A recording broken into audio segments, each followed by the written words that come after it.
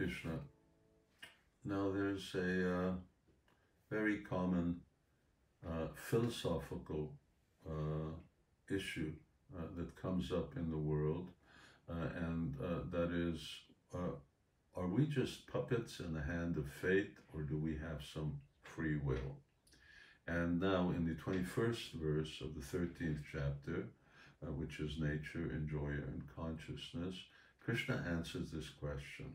And he points out that two things are at work, namely the world and the laws of the world, and the other is our own free will. And let me just elaborate on this.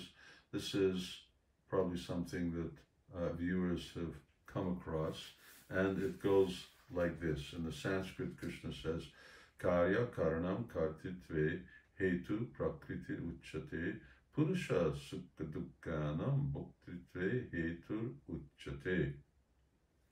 Nature is said to be the cause of all material causes and effects, whereas the living entity is the cause of the various sufferings and enjoyments of this world. Read it again, it's good.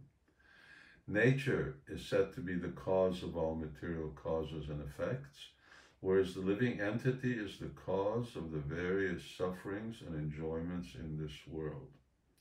So nature, because that's one of the topics that we're discussing here, nature is said to be the cause of all material effects. It's a system. The world that we live in is a system which Krishna has created. It's the creation, and that creation works by certain laws. It's just like you start some type of engine or motor. Once that engine or motor is started, it works, it has so many moving parts, and it's doing something. Either it may be a automobile engine that's taking you somewhere, or it may be, right now it's autumn and we're starting to heat, so it may be something that's heating, it may be a boiler that's heating the hot water in your house. It's doing something, and once it's in motion, it acts in a certain way, and it reacts to a certain way that we behave. You turn the knob, and the heat turns up and it gets warmer. You turn it down and it gets cooler, and in that way your room gets warmer or colder. So similarly, the world that we live in, it has a certain mechanism. When we act, then there's cause and effect. And this law of cause and effect is what we call the law of karma. Any activity we do, then immediately it causes some kind of reaction. And what we're experiencing in this world is cause and effect. You are looking at me. This is the effect of past cause. In other words, what I appear like, what I look like, this is a result of my past activities. Someone else, everybody else, looks different than Sivarama Swami. Why is that? Because they have different karma. And as a result of that, I get a different field. If you remember, Krishna said that this body is the field of knowledge.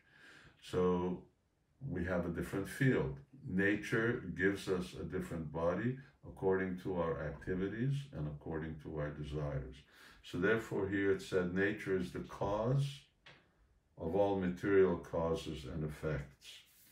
So this world is engaging and moving according to a law of karma, and it is rewarding or punishing everyone according to their activities in so many different ways.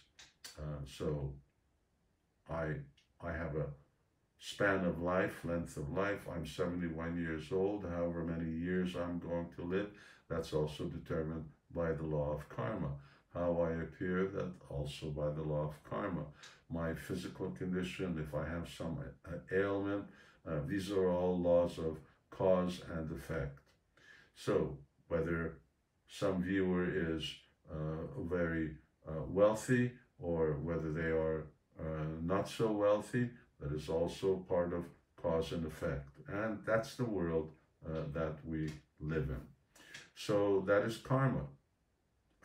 But Krishna says, whereas the living entity is the cause of the various sufferings and enjoyment. So we are the cause. That means we do have free will. We have free will. We have free will to act. But when we act, then the mechanism of the material world kicks in, and it will give us the result of our activities. If it's good activity, we get a good result. If it's bad activity, then we get a concomitant result. So in this way, we enjoy and suffer in this world. So in answer to what are we in this world? Are we puppets of fate, or do we have free will? Here in the Bhagavad Gita, the answer is both.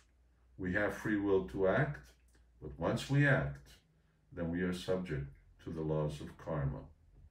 And therefore, both of these things are there. Now, this is a philosophical concept, and I recognize that it's not an easy one. But if we see that here is a machine, the mechanism of the material world, you have the free will to turn up the heat and turn down the heat, but whichever you do on your heater, then the result will be that. If you heat it up, then you're going to get warm and you're going to sweat. That is going to be the karma. And if you turn it down, then you're going to be cold. You enjoy, you suffer. So the law of karma is there, and simultaneously our free will is also there. And both of these things interact. We have the free will to act, but when we do, then karma gives us the result of that activity.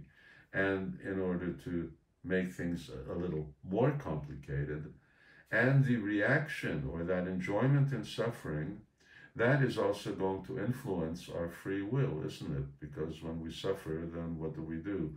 Then we immediately act in order to become free from that suffering. So we perform another activity that's influenced by our karma. And therefore, in this sense, free will doesn't completely explain what happens. It's more like we actually have willpower or the ability to exert our will. But for it to be completely free, you have to be free from the influence of karma. And that's called being liberated. And that's where we want to go. And it is only through Bhakti Yoga that one can actually really be liberated. And this we'll read about later. Karma, free will, interact to enable us to function in this world. And that is how we're moving within this world. And to actually fully manifest our will and to become free from the laws of karma. That is called the liberated state. Hare Krishna.